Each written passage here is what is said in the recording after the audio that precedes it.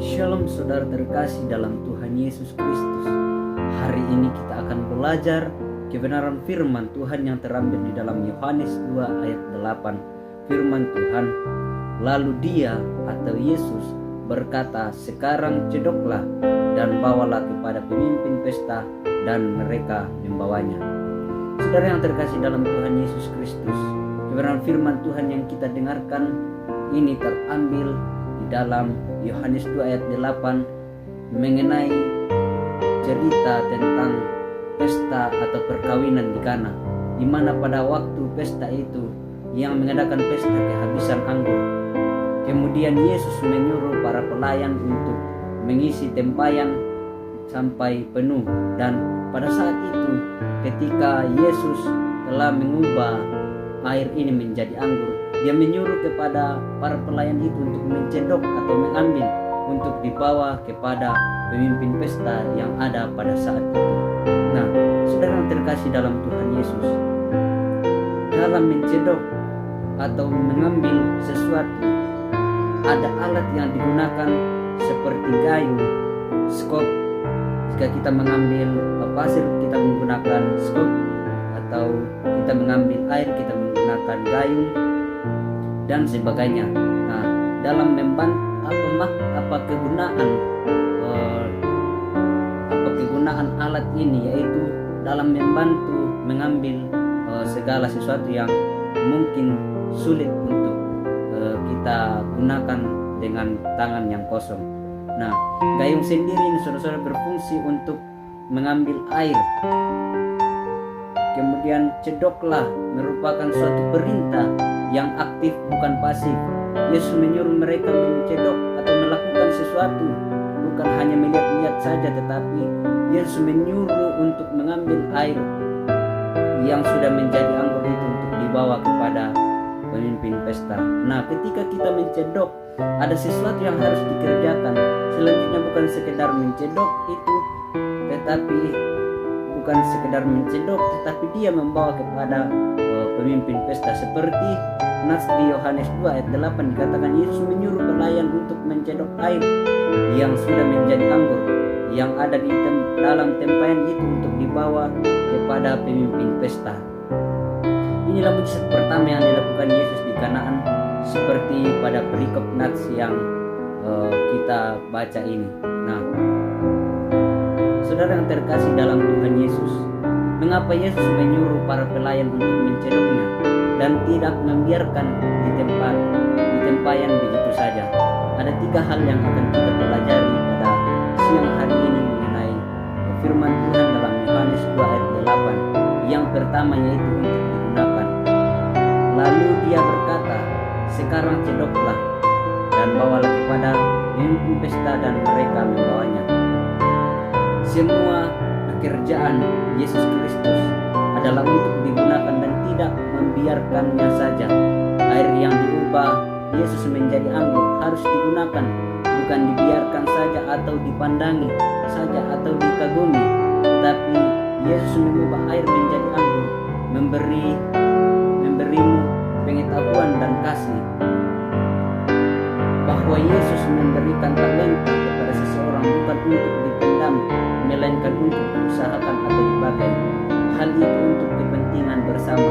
Contohnya Bapak Ibu Saudara, jika dalam sebuah komunitas persekutuan dan Anda memiliki talenta bermain musik, maka pergunakanlah talentamu itu untuk kepentingan bersama. Dalam persekutuan jangan dipendam, atau talenta apapun yang Tuhan berikan kepada saudara dan saya, kita pergunakan itu, jangan dipendam, karena talenta yang Tuhan berikan untuk dipergunakan, bukan untuk dipandangi. Sama seperti yang mujizat yang dilakukan Yesus ketika Yesus mengubah air diubah menjadi anggur. Yesus tidak menyuruh kita untuk melihat saja mujizat itu, tetapi mari kita gunakan mujizat itu yang memberikan kepada pemimpin pesta itu. Oleh karena itu, cedoklah sekarang atau gunakanlah sekarang apa yang Tuhan berikan kepada Bapak Ibu Saudara. Apalagi di tengah-tengah keadaan saat ini, saudara-saudara, semuanya serba tertekan. Tapi Yesus berkata, cedoklah, ambillah apa yang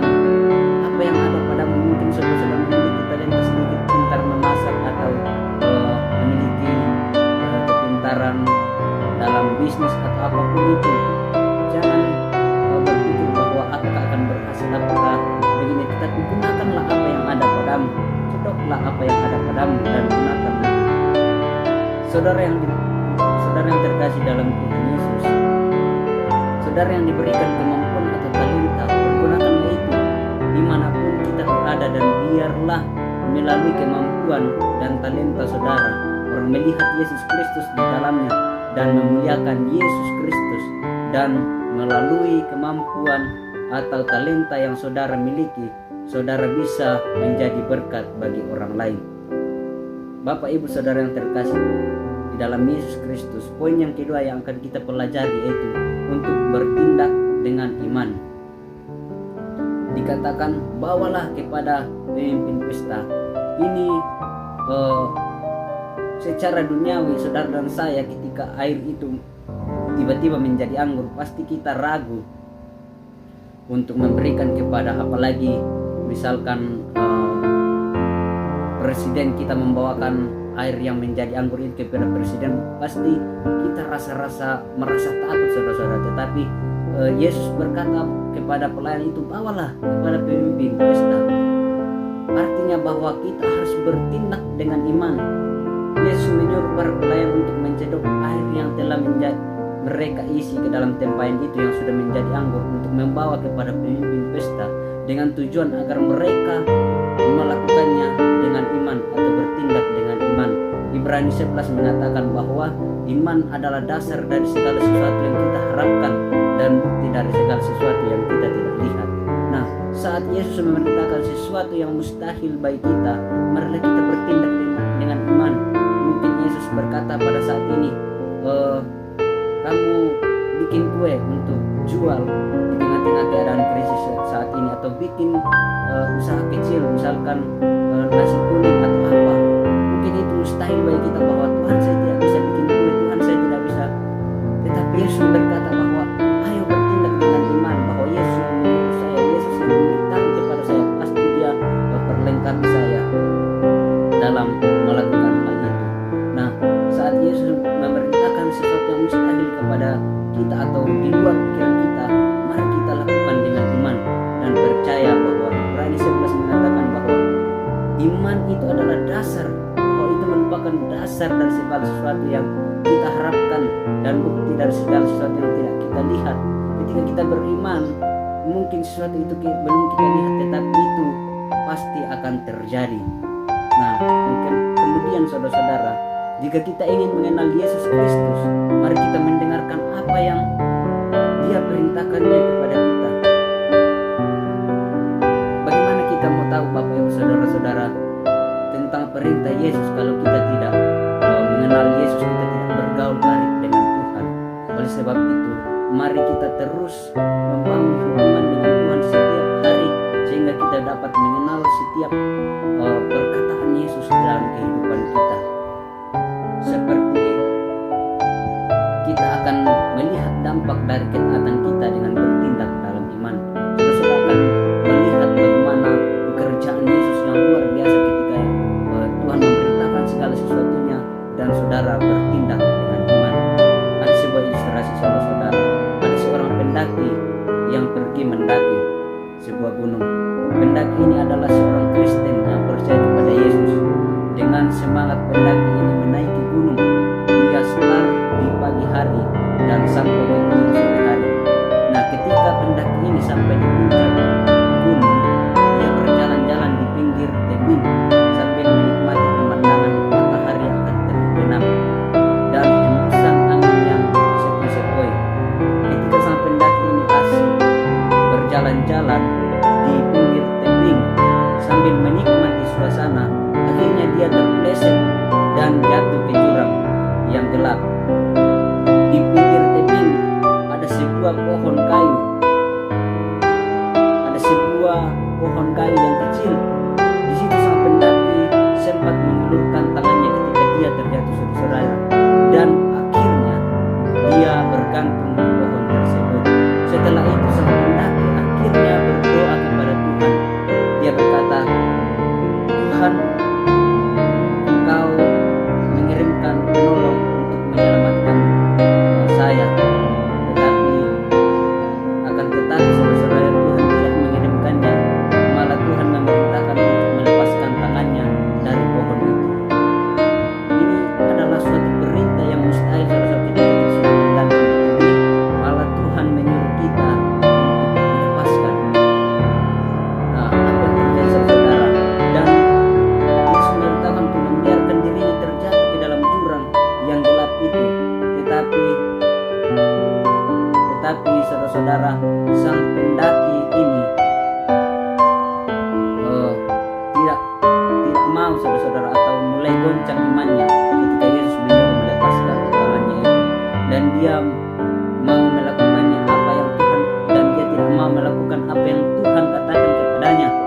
Seolah dia berpikir saudara-saudara bahwa Tuhan ingin dia mati, makanya Tuhan menyuruh melepaskan tangannya dari pohon tersebut. Sang pendaki ini berkali-kali berdoa meminta pertolongan kepada Tuhan saudara-saudara, dan Tuhan pun menjawab doanya dengan perintah yang sama. Akhirnya sang pendaki memilih untuk bergantung terus di pohon itu sepanjang malam, bahkan sampai pagi saudara-saudara. Bayangkan itu saudara-saudara, lama sekali dia bergantung karena dia mau mendengarkan firman Tuhan, perintah Tuhan, karena dia mau mendengarkan suara Tuhan. Dia beriman kepada Tuhan tetapi tidak mau menyerahkan seluruh kehidupannya kepada Tuhan. Nah, ketika pagi hari datang, sang pendaki juga mulai lemas, bergantung sepanjang malam di tebing. Akhirnya matahari semakin naik dan matahari ini menerangi jurang tersebut. Ketika matahari ini menerangi jurang, sang pendaki berniat melepaskan tangannya dari pohon tersebut karena sudah tidak mampu lagi.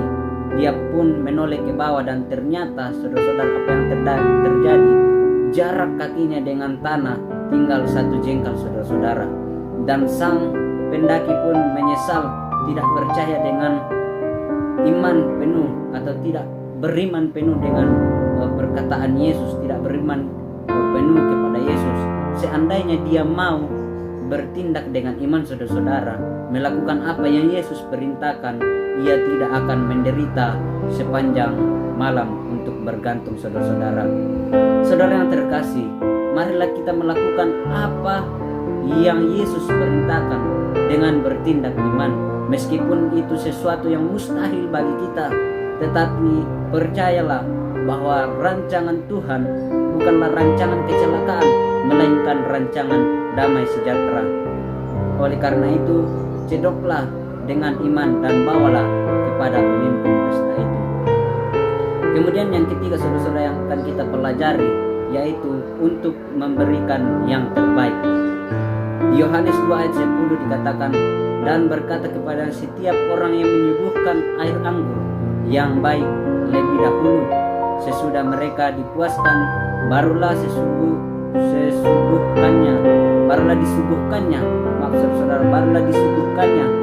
yang kurang baik. Namun engkau menyimpan air anggur yang baik sampai sekarang. Nah, saudara, setelah pemimpin pesta mencicipi air yang menjadi anggur, dia memujinya seperti ayat yang di atas saudara-saudara, seperti ayat di Yohanes 2 ayat 10. Ini adalah pelajaran dalam hidup bahwa marilah kita selalu memberikan yang terbaik, bukan hanya di awal atau ketika kita senang, kita bersyukur kepada Tuhan, kita datang kepada Tuhan ketika kita berkelimpahan, tetapi ketika kita menghadapi suatu masalah, kita malah menjauh dari Tuhan. Nah, ketika di akhir kita mulai mengeluh, mulai protes kepada Tuhan, menjauh dari Tuhan, bahkan meninggalkan Tuhan. Tidak banyak saudara-saudara orang Kristen pada saat ini. Di tengah-tengah keadaan sulit ini, iman mereka mulai goncang. Banyak di antara mereka yang berteriak, "Di mana Tuhan? Kenapa Tuhan tidak menolong saya?" Padahal Tuhan memperhatikan setiap kita. Oleh sebab itu, marilah kita selalu mengandalkan Tuhan. Jangan mungkin 3 kali, 4 kali, 1 minggu atau 2 minggu kita berdoa baru Tuhan tidak jawab. Kita mulai berteriak, kita mulai mengeluh, kita mulai protes dengan Tuhan. Tetapi mari dengan setia dan tekun kita selalu datang kepada Tuhan, karena waktu Tuhan yang terbaik. Mari kita melakukan apa yang Tuhan perintahkan, bertindak dengan iman dan memberikan yang terbaik, baik di awal atau baik senang maupun di akhir atau keadaan sukar. Mari kita terus memberikan yang terbaik kepada Tuhan. Ketika di awal atau masa senang dan di akhir atau masa sukar kita memberikan yang terbaik, maka orang lain akan melihat Tuhan di dalam kita dan mereka akan memuji Tuhan, dan dia akan memuliakan Tuhan, atau karena kebaikan Tuhan yang terus kita rasakan, walaupun di dalam suka dan duka kita terus memuliakan Tuhan. Seperti di Yohanes 2 ayat 10, pemimpin pesta ini memuji orang yang membuat pesta karena telah memberikan atau selalu memberikan yang terbaik. Saudara, dalam menjalani hidup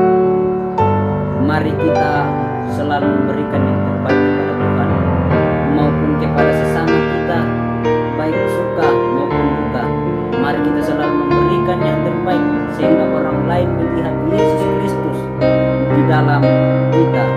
Dan ketika orang melihat Kristus di dalam kita, orang akan memuji dan memuliakan Yesus Kristus.